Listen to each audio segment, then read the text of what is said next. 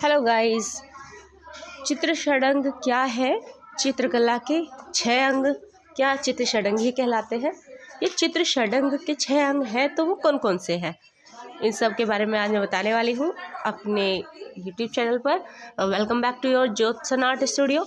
मैं आपकी टीचर ज्योति मुकुल सिंह आपके लिए लेकर आई हूँ आज चित्र षडंग से रिलेटेड क्वेश्चन जितने भी आते हैं उन सब का आंसर आपको कैसे अटेम्प्ट करना है। तो बिना टाइम वेस्ट किए स्टार्ट करते हैं वीडियो। सबसे पहले आपको ये पता होना चाहिए कि 6 लिम्स ऑफ आर्ट जिसको हम चित्र षडंग बोलते हैं उसका एक श्लोक है। वो श्लोक अगर आपको लर्न है तो डेफिनेटली आप उसके 6 अंग इजीली लिख देंगे, कभी नहीं भूलेंगे। तो जो श्लोक है वो मैंने स्क्रीन पर दिया हुआ है, आप उसको बहुत ध्यान से पढ़िए और उसको लिखिए। अगर आप इसको हिंदी में लिख कर आते हैं एग्ज़ाम में और आप इंग्लिश मीडियम के स्टूडेंट्स हैं तो आपको बहुत अच्छे मार्क्स मिलेंगे, क्योंकि ये संस्कृत का श्लोक है और इस श्लोक में सारे 6 के 6 जो अंग हैं वो शो किए गए हैं। इसको मैं एक बार पढ़ के बता देती हूँ।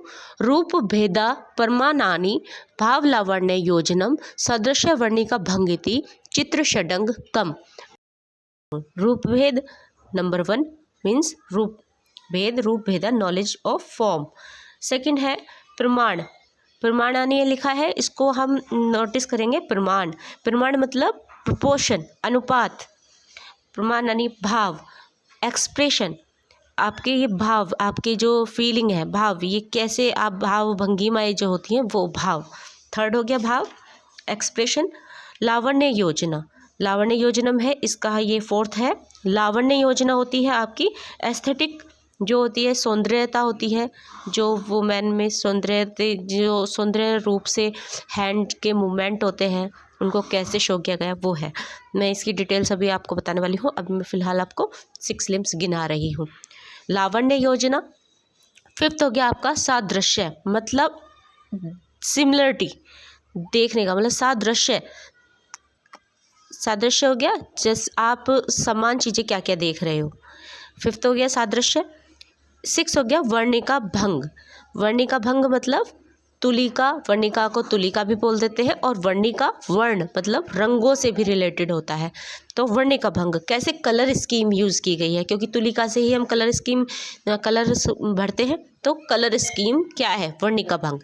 तो हमारे 6 लिम्स कौन से हो गए? फर्स्ट रूप भेदा, प्रमाणानि में प्रमाण, भाव में भाव, लावण्य योजना में लावण्य योजना, सादृश्य। फिफ्थ वर्णिका भंग आपके कलर स्कीम, चित्र षडंग कम। तो मतलब ये चित्र षडंग के अंग हैं। अब मैं आपको नेक्स्ट में डिटेल लेकर चलती हूँ। फर्स्ट है हमारा रूप भेदा। रूप भेद का मतलब होता है जो हमारी नॉलेज ऑफ फॉर्म है, मतलब जो एक आर्टिस्ट है। इसमें बताया गया है कि अगर कोई आर्टिस्ट चित्र षडंग के 6 अंगों का पालन करता है तो वह एक प्रॉपर, एक सही मायने में आर्टिस्ट कहलाएगा। अगर उस 6 अंगों का उसको ज्ञान नहीं है, नॉलेज नहीं है, तो वो एक अच्छा आर्टिस्ट नहीं बन सकता, एक कलाकार नहीं बन सकता, चित्रकार नहीं बन सकता। तो हमें यह भी पता होना चाहिए कि चित्र षडंग का मतलब क्या होता है। अब मैंने आपको चित्र षडंग का श्लोक बता दिया। अब चित्र षडंग क्या है? चित्र षडंग होता है चित्र के 6 अंग। षडंग मतलब षड मतलब 6 मतलब 6 और अंग मतलब पार्ट मतलब लिम्स। तो हम इसको यहाँ लिम्स बोलेंगे, मतलब 6 अंग, चित्र के 6 अंग, 6 लिम्स ऑफ आर्ट। चलते हैं आप डिस्क्रिप्शन की तरफ। अब यहाँ पर रूपभेद अगर हम हेडिंग डालेंगे तो उसमें लिख सकते हैं कि नॉलेज ऑफ फॉर्म और शेप। और क्या होता है रूपभेदा? रूपभेद होता है, इसका जो नॉलेज है मतलब फॉर्म और शेप की नॉलेज होनी चाहिए आर्टिस्ट को। और कैसे, देखो इसका एक एग्जाम्पल है। जैसे अगर हमें कोई डांसर हमें बनानी है, ठीक है, तो हम एक आर्टिस्ट ने डांसर पेंट कर दी, लेकिन उसमें क्या भेद होना चाहिए, क्या अंतर रखना चाहिए जिससे कि जो व्यूअर है उनको ये पता लग जाए कि ये डांसर जो है ये एक एज ए हॉबी डांस कर रही है या फिर ये एक प्रोस्टिट्यूट है। तो इसमें क्या अंतर होना चाहिए। सेकंड एग्जांपल ले लेते हैं हम कि माँ और बच्चे की पेंटिंग बनाई है, उसने आर्टिस्ट ने माँ बच्चे की पेंटिंग बनाई है। लेकिन अब माँ बच्चे की पेंटिंग को देखकर यह पता कैसे किया जाए कि ये माँ और बच्चे का पेंटिंग है या ये कोई मेड है, केयर टेकर है बेबी की। तो कुछ ना कुछ ऐसा अंतर पेंटिंग में या पिक्चर में ऐसा अंतर कर देना, ऐसा भेद कर देना, जिससे कि हम रूप को पहचान सकें कि क्या पेंट किया गया है, तो वो रूप भेद कहलाता है। नेक्स्ट चलते हैं रूप भेदा प्रमाणानि। प्रमाण मतलब अनुपात, प्रोपोर्शन, मेजरमेंट कि प्रोपोर्शन, अनुपात, मेजरमेंट कैसा होना चाहिए। अगर आर्टिस्ट को प्रोपोर्शन का ही ज्ञान नहीं होगा कि जो अगर उसे फिगर ड्रॉ करनी है तो कितना पार्ट में उसको फेस लेना है या कितने पार्ट में बॉडी रखनी है, अगर ये प्रोपोर्शन ही नहीं पता होगा तो एक अच्छा आर्टिस्ट नहीं बन सकता कोई। कहीं पर मानव आकृति को 8 भागों में बांटा गया है तो कहीं पर 7.5 भागों में, तो ये प्रोपोर्शन पर ही डिपेंड होती है।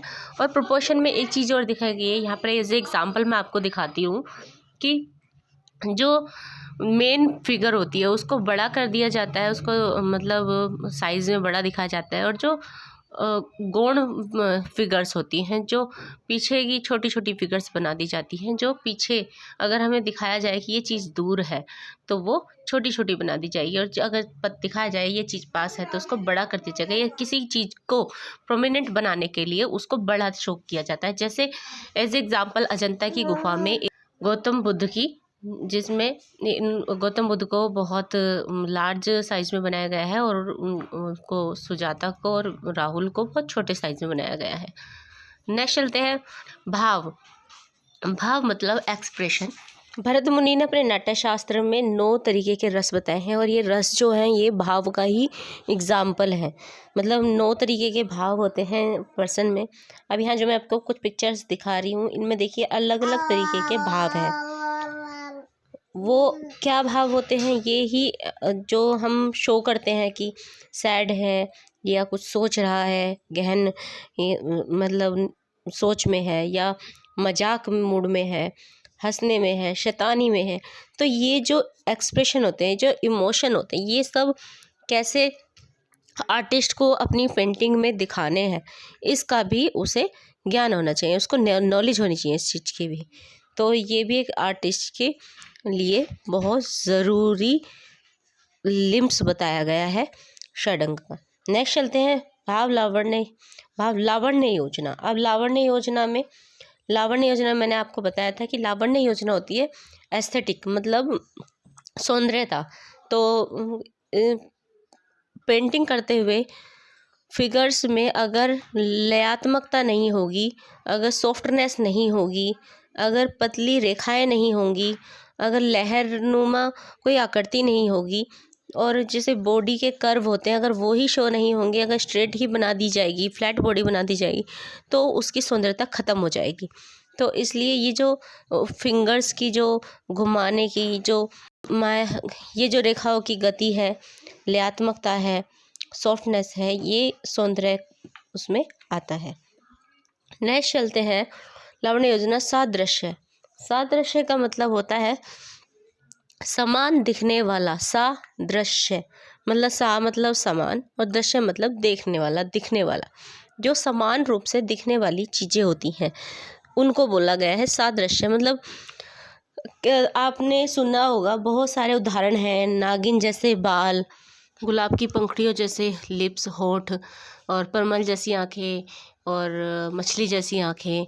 ये जो होते हैं ये सब एक तुलना की गई है। मतलब ये समान जैसे रस्सी होती है, वो रस्सी को अगर हम अचानक देखते हैं तो वो एक सर्प का भ्रम पैदा करेगी। मतलब सर्प, रस्सी और सर्प दोनों समान दिखने वाली चीज़ें हैं। तो सादृश्य में यही आता है कि समान दिखने वाली चीज़ें, सादृश्य। नेक्स्ट चलते सादृश्य वर्णिका भंग। वर्णिका मतलब तुलिका भी होता है, और वर्ण मतलब रंग और कलर। तो वर्णिका भंग मतलब क्या कलर स्कीम यूज़ की गई है।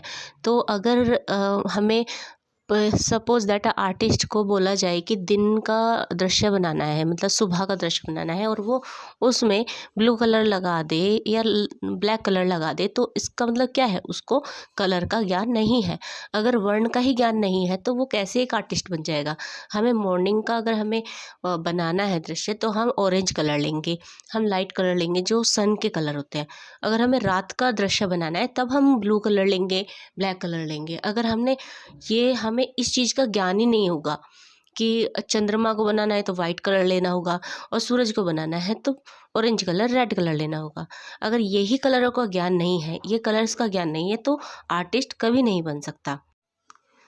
ऐसे आर्टिस्ट उसको इन 6 अंगों का पालन करना ज़रूरी होता है, तभी वह एक कुशल चित्रकार बन सकता है।